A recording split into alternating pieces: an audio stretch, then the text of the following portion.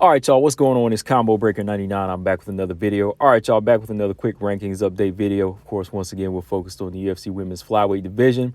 Got a few changes in the division, as y'all know. Out with the old, in with the new. Roxanne Modafferi had her last fight this past Saturday. Of course, y'all know she lost to Casey O'Neill, so she's out the rankings. And, of course, in with the new. Now, a few days ago, I said it could have been two people. It could have been two flyweights.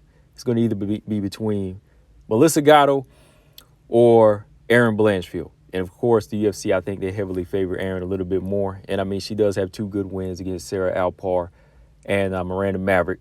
But then again, Melissa Gatto, she has some good wins. You know, Victoria Leonardo, okay, that's decent.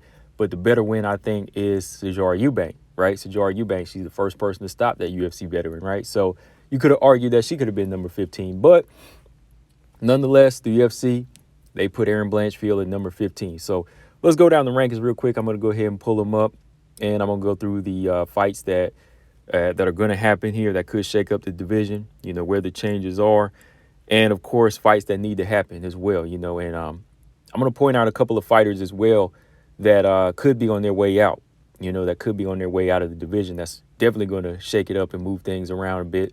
So these fighters that get elevated as fighters exit, they got to be ready. They got to be ready for that title shot. You know, there's a lot of talk. So we got to start seeing these fighters look good and make these big statements, right? So let me go ahead and pull up these rankings here. All right, so let's see. Number 15, as I said, entering in at number 15 is Erin Blanchfield. Of course, last week she was unranked, and she doesn't have a fight scheduled as of right now. Then dropping down to number 14, last week was number 13, is Macy Barber. As y'all know, she has a fight coming up in a few months against Montana De La Rosa. Now, Macy Barber, she got to be careful because, like I said, Montana, she has some good skills that could disrupt her style. And I know Montana De La Rosa knows that this is one of her last chances to get another shot at a top 15. And she's looking to get that spot. So, you know, Montana De La Rosa, she could very well capitalize on this moment here. So, Macy Barber's number 14.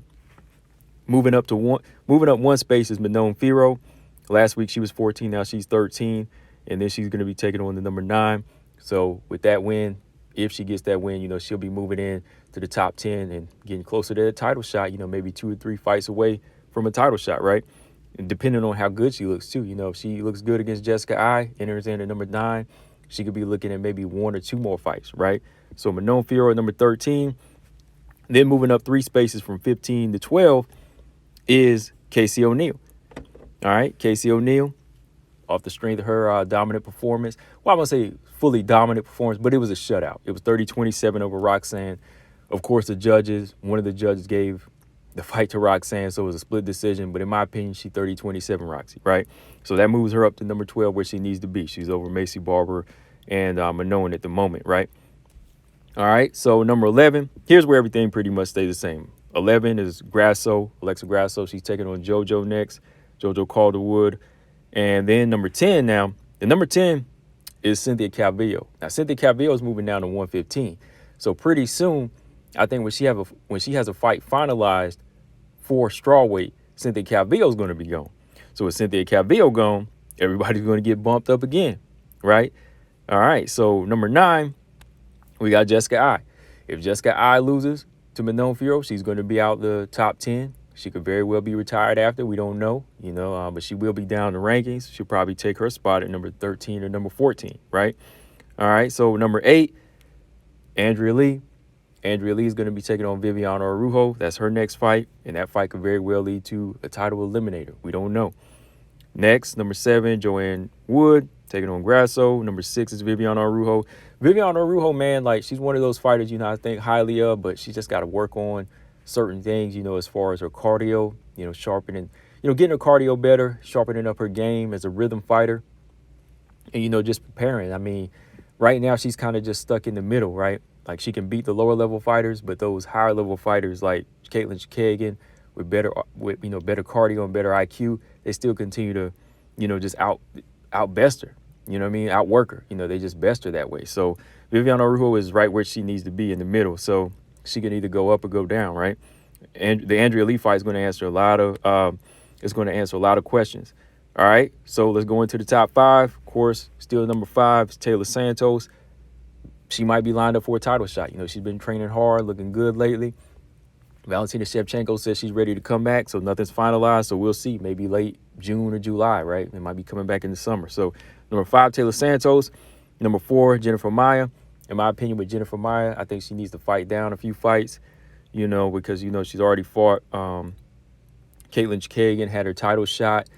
And I think she just needs to work on her execution. You know, she hasn't really been letting go in there and, like, working on her IQ. So I think she needs to fight down. And number 3, of course, Lauren Murphy.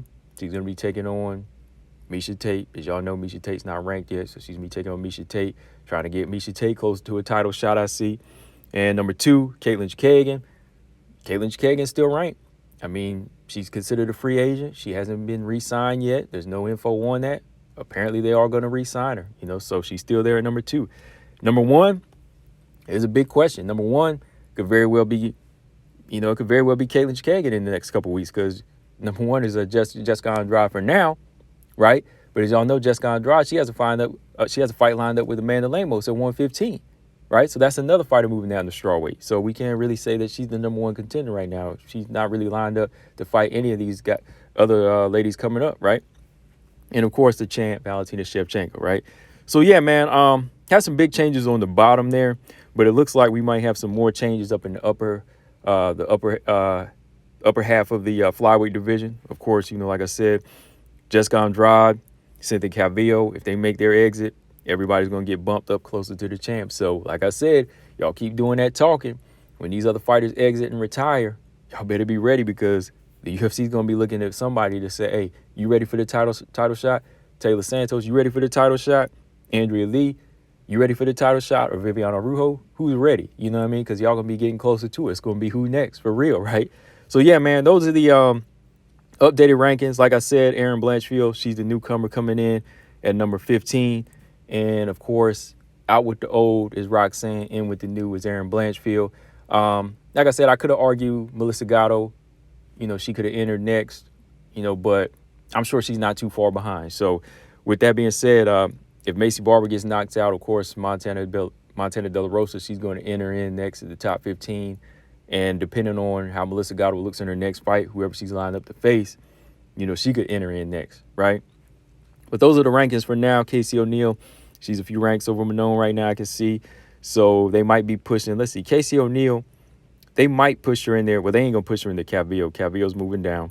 Casey O'Neill might be taking on the winner or the loser of Andrea Lee versus Viviana Rujo. Or regardless of the winner who loser is in this fight, she could be taking on Joanne Wood. You know, if Joanne loses to Grasso, I could see Joanne having to fight down, because that's what she's going to have to do. If she loses to Alexa Grasso, she's got to fight down. So if Joanne loses, she could very well be lined up to fight Casey O'Neill in a grudge match. I mean, they're already trying to build that fight up.